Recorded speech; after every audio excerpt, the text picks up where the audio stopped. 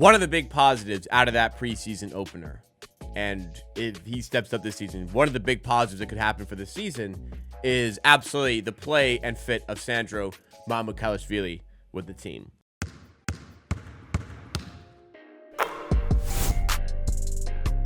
Preseason opener, people were wondering why maybe he wasn't starting when Jakob Poeltl was out with a sore back, but Sandro Mamukelashvili was, I think, the standout. I think it's fair to say the standout performer against the Denver Nuggets. 15 points, 6 of 8 from the field, 3 of 5 from 3, 6 rebounds, 2 assists, 2 steals, played solid defense, was a good connective piece in the offense. I really wish, and I don't get why we didn't see it, I really wish we would have seen lineups with Mamu with the rest of the starters. So quickly, Barrett, Barnes, Ingram, with an additional floor spacer in Mamukelashvili, rather than like Mobo, who is almost like disruptive to the flow of that group at times. I was wondering why I wouldn't see more of Mamu in those lineups, but obviously this is a pretty upper tier. Like I'm gonna be frank, this is a pretty upper tier Mamu performance. You're not gonna get performances like this likely on a consistent basis, but somewhere close to this, where he's knocking down a three or two a game, 1 or 2 threes per game, and he's just playing his role, playing hard on defense. That could be quite a big boost to this team. Let's be honest, that could be quite a big boost to this team. And we'll see, and this is kind of what I want to get at here. We'll see how that works in conjunction next to a player like Jakob Poeltl. Because Jakob Poeltl, like I said, missed a game with a sore back. And Jakob Poeltl is a player who I think is so vastly underrated in NBA discourse, which can be forgiven. What I cannot forgive is how vastly underrated he is in Raptors discourse. Just because he doesn't space the floor from a three-point shooting standpoint, it does not mean that he isn't a fantastic player and a great fit with this group. And when you don't see him play, it is very large evidence of what you are missing.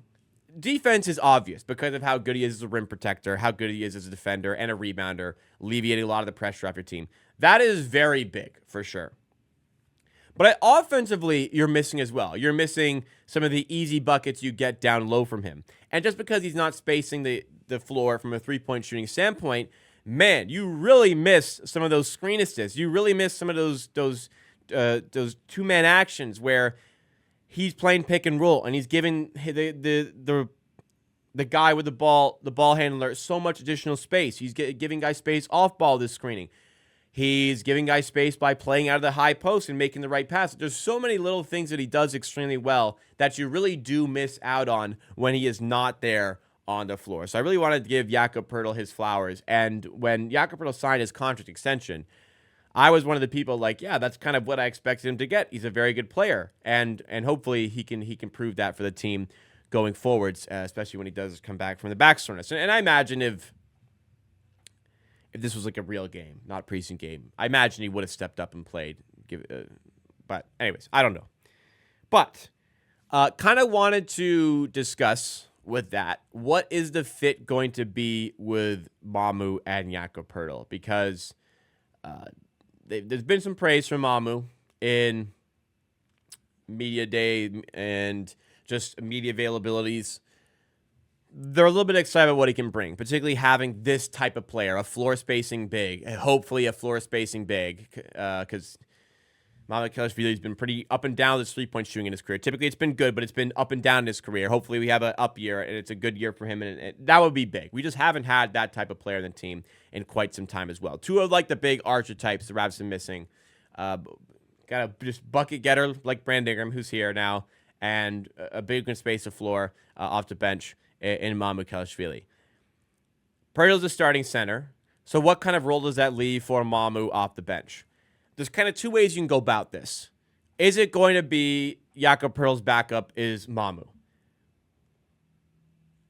Just if Poeltl's off, Mamu comes in, and depending on the matchup, he's defending as the 5. A lot of the settings, actually, a lot of the sets, and this is a particular player you're guarding in Nikola Jokic, but a lot of the defensive sets in that preseason opener were with guys like Colin Murray-Boyles guarding Jokic and Mamu guarding like a 4 instead of guarding the center.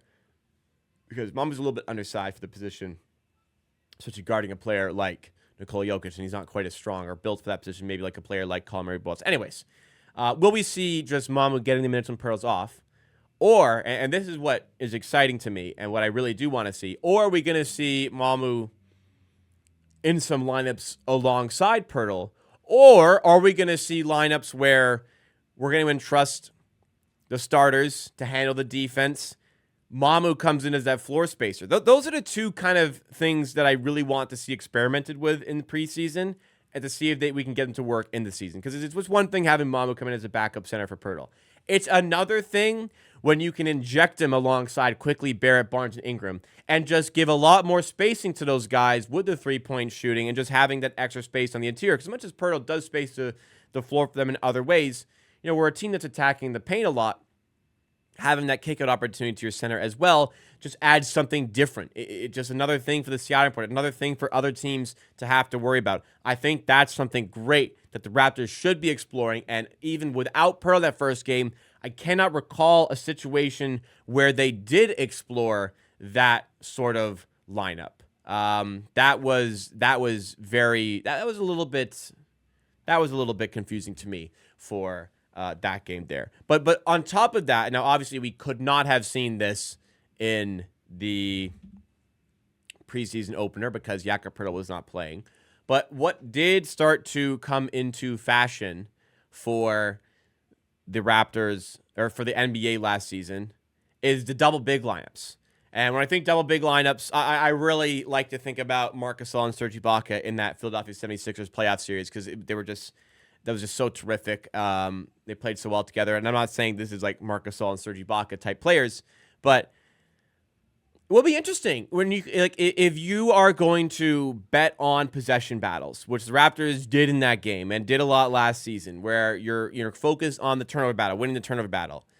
Well, you can also win the possession battle with rebounding and offensive rebounding. And that's kind of where these double big lineups have gotten popular, where you're taking shots and you are crashing the glass. You are generating so many extra possessions and extra shots. And let's be honest, the Raptors' efficiency projections would say they could use those extra possessions. I do want to see what it could look like there, because you can rely on Mamukelashvili kind of being in the corner and spacing the floor there, while also having Jakob Poeltl at the elbow and making things happen out of those spots. And then is that giving space and kind of letting a green light go for a Brandon Ingram? And you put them in lineups with Scotty Barnes or RJ Barrett and Emmanuel quickly. I really like the possibility of what that could be for the team. So I just want to see that start to happen in preseason. And Mamu is an exciting piece because I don't want to go overboard, because this is a guy who hasn't really been anywhere where he's established a role for the entire season, at least on serious teams.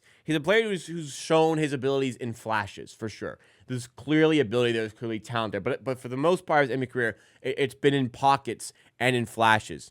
But it's just, if we can get a good level of consistency out of him, that is a piece that can unlock a lot for the Raptors, not just coming off their bench, but for their starters as well. MJ Dollarstream in chat says, why is Mamu not in the starting lineup? Well, I think they just really wanted to get him involved with the bench unit, because they have fixated a lot on the bench pieces this season and what the bench lineups could look like. So I think the idea was that Mamu's going to be in and amongst guys like Walter and Dick and Murray-Boyles and Shed. So let's get him more acclimated to playing next to these guys and seeing what he looks like in this role off the bench, because that's the role we want him in.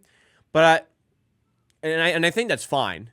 And I think they're kind of sacrificing the starting center spot with Mobo to make that happen. And I think that's fine. But at some point in the game, usually sometimes, other times I've seen Barnes was the first player off, or Barrett was the first player off, and then they come in with the second unit. Well, what if we did that with Poeltl instead and gave them a much better backbone defensively in Poeltl?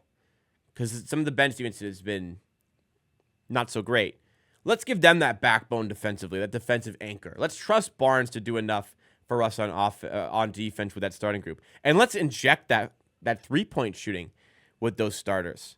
Again, just fun lineups that I want to see implemented here, because I think they could seriously do some damage.